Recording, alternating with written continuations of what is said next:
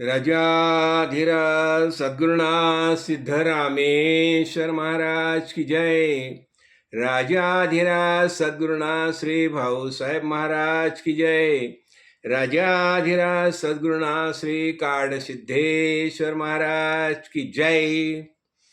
आपल्या काळसिद्धेश्वर महाराज परंपरेनुसार आता श्रावण महिन्याला सुरुवात होत आहे आणि श्रावण म्हटल्यानंतर आपण काय करायचो? बाप्पांच्या उपस्थितीमध्ये आपला श्रावण सप्ताह सुरू व्हायचा आणि दासबोध हा आपला प्रमाण ग्रंथ आहे आणि त्यामुळे मग दासबोधाच्या पहिल्या समासापासून आपली सुरुवात व्हायची आणि शेवटी आपण समाप्तीपर्यंत पोचायचो। आता हा दासबोध जो ग्रंथ समर्थ रामदासांनी जो लिहिलेला आहे त्याच्या संदर्भात काय म्हटलेलं आहे? हा गुरु शिष्यांचा संवाद आहे। म्हणून कसं सुरुवातच कशी केली पहा। श्रोते पुसती कोण ग्रंथ, काय बोलिले जेथ, श्रवण केलियाने प्राप्त काय आहे। ग्रंथा नाम दासबोध, गुरु शिष्यांचा संवाद, येथ बोलिला विशद भक्ती मार्ग। नवविधा भक्ती आणि ज्ञान, बोलिले वैराग्याचे लक्षण, बहुधा अध्यात्म निरोपण निरोपिले। भक्तीचे नियोगे देव, निश्चय पावती मानव, ऐसा आहे अभिप्राव ये ग्रंथी। मुख्य भक्तीचा निश्चय, शुद्ध ज्ञानाचा निश्चय, आत्मस्थितीचा निश्चय बोलिला असे। पहा, म्हणजे इथं काय सांगितलं? भक्ती मार्गाला म्हणजे प्राधान्य दिलंय। आपण म्हणतो ना वेदांनी काय समजावलं? आता वेद म्हटल्यानंतर लक्षात घ्या, वेद ह्याचा अर्थ काय? वेद वित्ती जाणणं म्हणजे वेदाच्या माध्यमातून काय होतं? आपण स्वतःला जाणू शकतो, मी कोण आहे।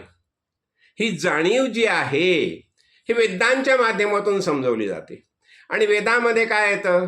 कर्मकांड, ज्ञानकांड आणि उपासनाकांड ह्या 3 गोष्टी समजावलेल्या आहेत। आणि इथं काय म्हटलं? समर्थ काय म्हणतात की भक्ती। आता भक्ती म्हटल्यानंतर कसं होतं बघा? भक्ती म्हटल्यानंतर सात्वस्मिन परम प्रेम रूपा अमृत स्वरूपाच ये लब्ध्वा पुमान सिद्धो भवती तृप्तो भवती अमृतो भवती। भक्तीने काय होतं? भक्ती म्हटल्यानंतर लक्षात घ्या, देव निराळा, मी निराळा नाही आहे, मी स्वतः देव आहे, हे ज्ञान भक्तीमुळे आपल्याला प्राप्त होतं। म्हणून म्हटलं आता विभक्त नाही तो भक्त, म्हणजे देव निराळा आणि मी निराळा असं म्हटलं जात नाही। हा ज्याला देव म्हटलं जातं हा देव दुसरा तिसरा कोणी नसून मी स्वतः देव आहे हे ज्ञान आपल्याला होतं आणि हेच आपल्याला समर्थाने समजावलेलं आहे। कळलं ना? आणि म्हणून त्यांनी म्हटलं ना की काय म्हटलं की शुद्ध ज्ञान कशाला म्हटलं जातं? हे संपूर्ण दृश्य जगत आपण पाहतोय ना, हे काय आहे? हो बघा, आपण म्हणतो ठीक आहे देवांनी 10 अवतार घेतले, 24 अवतार घेतले, पण ह्या भगवंताचा सगळ्यात पहिला अवतार कुठला? हे दृश्य जगत हे आपण जग जे पाहतोय हा भगवंताचा पहिला अवतार आहे। आणि म्हणून या जगाकडे पाहताना आपला हाच निश्चय व्हायला पाहिजे। आपण सामान्यपणे काय करतो? जगाकडे पाहताना फक्त 5 तन्मात्रा ज्या आहेत, शब्द, स्पर्श, रस, रूप आणि गंध, ह्याच्या माध्यमातूनच आपण जगाकडे पाहायला शिकतो। कळलं ना? पण खरा जग आपल्याला कळलेलंच नाहीये आणि खरा जग जेव्हा आपल्याला कळतं तेव्हा आपण काय म्हणतो? हो, जग जायते निर्माण करणं। जग याचा अर्थ काय? जग जायते निर्माण करणं, म्हणजे संपूर्ण निर्माण कोणी केलंय? एकमेव चैतन्य जे आहे, आय एम दॅट म्हणून म्हटलं जातं ना, तो परमेश्वर म्हणून म्हटलं जातं, चिन्मय परमात्मा म्हटलं जातं, तो दुसरा तिसरा कोणी नाही, मीच आहे हे ज्ञान आपल्याला सद्गुरु कृपेने होतं। म्हणून ह्याने काय? शुद्ध स्वरूपाचा निश्चय करायचा आपल्याला। स्वरूप म्हणजे आत्मस्वरूप, आणि हा आपल्याला निश्चय करण्यासाठी काय करायला पाहिजे? आपल्या काळसिद्धेश्वर महाराजांनी जे आपल्याला सांगितले, करू नका काही संत संग धरा. बस. आता शोभाताई कार्यक्रम करते बघा. शोभाताई जी करते महाराजांच्या आज्ञेप्रमाणे शोभाताईने कार्य सुरू केलेलं आहे, कळलं ना. आणि मुंबईमध्ये ती नेहमी नित्यनियमाने कार्यक्रम करतीये. म्हणजे जशी महाराजाने तिला आज्ञा केली त्या आज्ञेप्रमाणे तिचं कार्य चालू आहे. बरं, ह्याचा हेतू काय? आपलं सातत्य राहिलं पाहिजे बघा. आणि ज्ञानाचं सगळ्यात प्रमुख साधन काय? श्रवण. ऐकलं पाहिजे, ऐकलं पाहिजे. आणि काय ऐकायचं? महापुरुषांच्या बोधाचं श्रवण करायचं, कळलं ना. आपण म्हणतो की नाही, तद्विधी प्रणिपातेन परिप्रश्नेन सेवया. आत्मज्ञानी महापुरुषाला आपण जेव्हा शरण जातो आणि त्यांना शरण गेल्यानंतर प्रसन्न होऊन ते आपल्याला आत्मज्ञानाचा बोध करतायत. काय सांगतायत ते? महावाक्य, महावाक्य तत्त्वमसी. ते परब्रह्म तत्व तूच आहेस, हे ज्ञान त्यांनी आपल्याला दिलं सद्गुरू भगवंताने, कळलं ना. आणि ह्याच्यासाठी हे सद्गुरू कसे असायला पाहिजे? ब्रह्मनिष्ठ आणि स्तोत्रीय सद्गुरू असायला पाहिजे. गुरूंची परंपरा असायला पाहिजे, लक्षात घ्या. कुणी इथे स्वयंघोषित महाराज कुणीही नसतो, लक्षात घ्या. स्वयंघोषित महाराज तुम्हाला शुद्ध ज्ञानाचा बोध कधीही करू शकणार नाहीत. आणि ह्यासाठी परंपरा लागते, परंपरा लागते.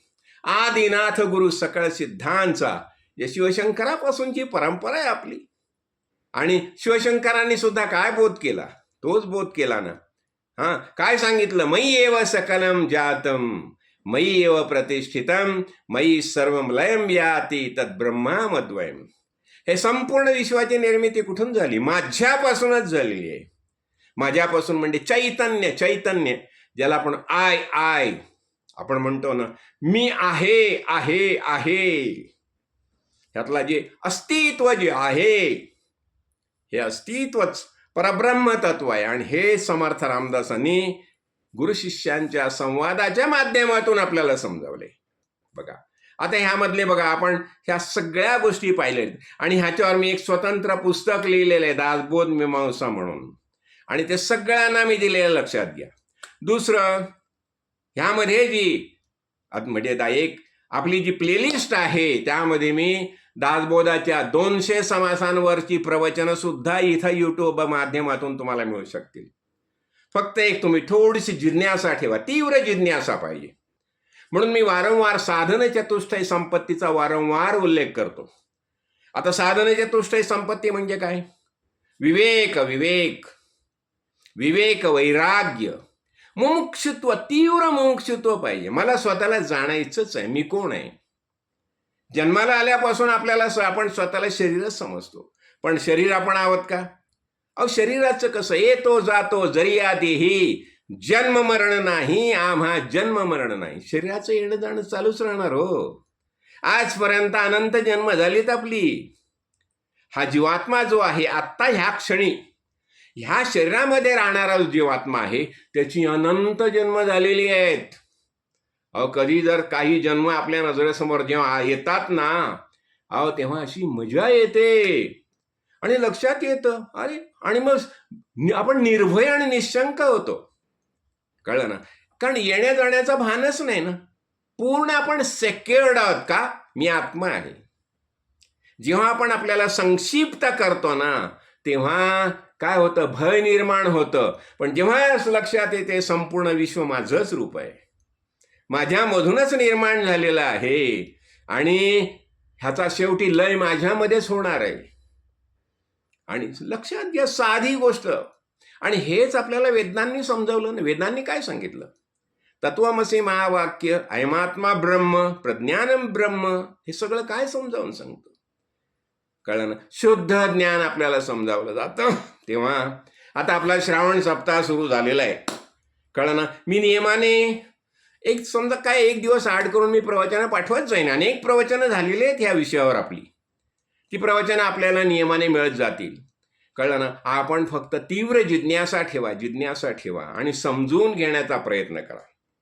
आणि ह्याच्या संदर्भात जर कोणाला काही शंका आल्या ना, जरूर मला विचारू शकता तुम्ही, कळलं ना. कारण काय होतं, शंका निर्माण होणारच ना. श्रवण झाल्यानंतर कसं होतं, त्याच्यावर आपण मनन करायला लागतो. श्रवण आपण ऐकलं कळलं आपल्याला मीच परमेश्वर परमात्मा आहे. मग त्याच्यावर मनन सुरू होतं. मनन करता करता काही शंका निर्माण होतात. मग त्या शंकांचं परिमार्जन करायलाच पाहिजे. कळलं ना? त्यासाठी तुम्ही मला जरूर विचारू शकता. बरं, हे झालं. आणि मनन झाल्यानंतर सगळ्या शंका नाहीसा झाल्यानंतर आता आपल्याला कळलं मीच आहे. म्हणजे आता वी हॅव टू क्लेम. काय क्लेम करायचं आहे? मी आत्मा आहे हे क्लेम करायचं आहे. बरं, हे क्लेम करण्यासाठी आपल्याकडे साधन काय आहे? मन. आता हे मन जे साधन आहे, ह्या मनाच्या माध्यमातून आपण क्लेम करणार आहोत मी आत्मा आहे म्हणून. मग हे मन कसं यायला पाहिजे? जैसी गंगा वाहे तैसे त्याचे मन, भगवंत जाण त्याचे जवळी. कळलं ना? मन आपल्याला शुद्ध करायला पाहिजे. मग हे शुद्ध कसं होईल? चित्तस्य शुद्ध ये कर्म न तू वस्तुपलब्ध ये वस्तु सिद्धीर विचारेण न किंचित कर्म कोटीबी. ह्या मनाच्या शुद्धीकरणासाठीच आपल्याला कर्मकांड नित्य कर्म करायला पाहिजे. मी पंचमहायज्ञाबद्दल नेहमीच बोलतो. कर्मकांड, उपासना कांड, अनेक प्रकारच्या उपासना आपण करतो, त्या सुद्धा करायला पाहिजे. कळलं ना? आता आपण अमावस्या म्हटल्यानंतर आपण काय केलं काल? दीपज्योती. हे दीपज्योती आपण प्रज्वलित करतो. अग्नी हे अग्नीचं महात्म्य आहे. आणि हे प्रज्वलित करण्यामागे हेतू काय? आपलं स्वतःचं शुद्धीकरण करणं. लक्षात घ्या. आणि ह्या गोष्टी आपण नक्की करू शकतो. धर्म, अर्थ, काम आणि मोक्ष 4 पुरुषार्थ सगळ्यांना माहिती आहेत. आज काय झालंय माहिती आहे? सगळ्यांचं लक्ष फक्त अर्थ आणि काम याच पुरुषार्थांकडे लागलेलं आहे. धर्म आणि मोक्षाकडे कोणी वळायला तयार नाही. पण ह्याच्यामुळे काय होतं? अहो, तुम्ही आनंद कधीच अनुभवू शकणार नाही. वाटेल तेवढा पैसा कमवा. तुम्हाला जर आनंद अनुभवून घ्यायचा असेल तर पूर्णत्वाचा एहसास व्हायलाच पाहिजे. म्हणजे पूर्णमदः पूर्णमिदं पूर्णात् पूर्णमुदच्यते पूर्णस्य पूर्णमादाय पूर्णमेवावशिष्यते. हा जेव्हा आपला निश्चय होईल, मी पूर्ण आहे, बस मी पूर्ण आहे म्हटल्यानंतर आनंद. आपला स्वतःचा स्वभाव काय? आनंद हाच आपला स्वभाव आहे. तर आता आपण श्रावण सुरू करतोय. नित्यनियमाने आपण हे कार्यक्रम करूया. कळलं ना? अभ्यास करूया, श्रवण करूया, मनन करूया, निध्यास करूया. आणि मी आत्मा आहे हाच आपला निश्चय, सगळ्यांचा निश्चय व्हायलाच पाहिजे. मद्भाग्याने काळसिद्धेश्वर महाराजांनी आपल्याला हाच बोध केलेला आहे. बस, अहो, असे महापुरुष आपल्याला मिळाले, त्यांचा मुलगा म्हणून आपल्याला तसं कार्य करायलाच पाहिजे. जय काळसिद्ध.